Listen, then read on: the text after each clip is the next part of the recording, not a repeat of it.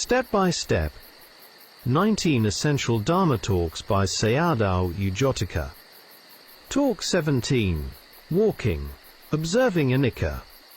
I have been speaking about walking practice for 4 days now. Walking samadhi is generally weaker than sitting samadhi because of continuous movement. At first one should contemplate change, viparinama, among different objects. For example, stepping is movement. Putting down the foot is contact. Their natures are different, not the same. This discernment of difference is called change, also understood as the arising of a new phenomenon, not a transformation into something permanent or soul-like, which does not exist. Mogok Sayadaw said that only by discerning change, not sameness, can one see dissolution. In the beginning samadhi is weak, so the yogi does not yet contemplate Anicca directly, instead one contemplates the arising of different phenomena. Later, as practice matures, the yogi will discern Anicca itself, that is, dissolution.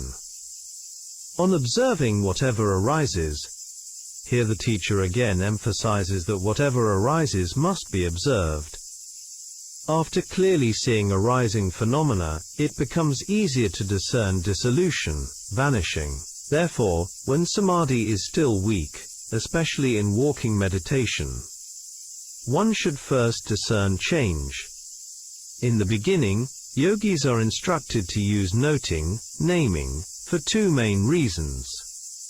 They do not yet know how to practice, and they may become lazy in practice without guidance.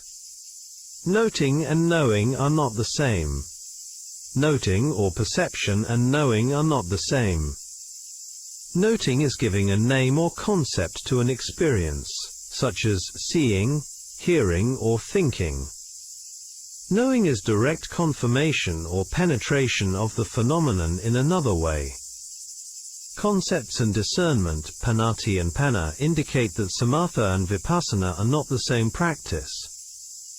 Why are there so many problems and so much suffering in the world? Because human beings become lost in concepts, deceived by their own minds and by defilements, kilesa.